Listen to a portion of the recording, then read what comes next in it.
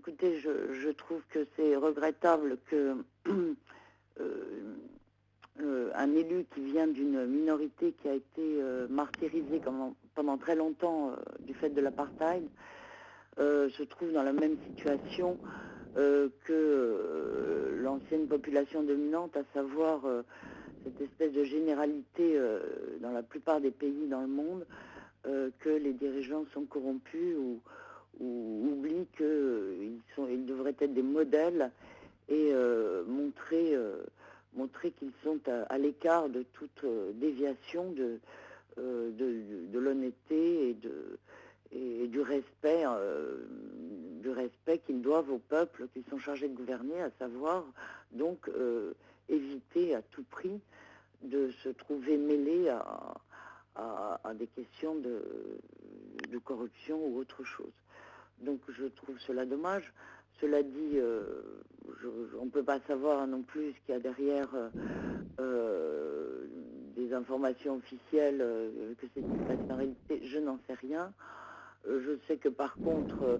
il y a une certaine honnêteté à démissionner à partir du moment où il y a des soupçons, ce dont, si on prend le cas des dirigeants israéliens, qui malgré la généralité justement de comportements malhonnêtes se maintiennent à tout prix au pouvoir et ne démissionnent qu'en fin de mandat, ne sont jamais obligés de quitter le pouvoir, même quand il est établi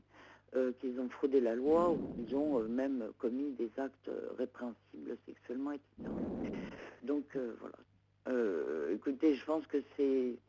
d'un point de vue économique, malheureusement, la fin officielle de l'apartheid n'a pas réellement créé un équilibre économique entre les populations. Il y a un écart extrêmement important entre les revenus de la population blanche et les noirs. Cette inégalité économique qui vient de l'apartheid persiste, c'est-à-dire que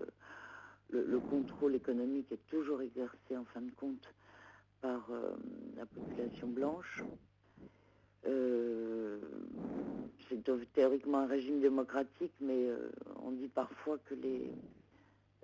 démocraties génèrent aussi des mécanismes de corruption.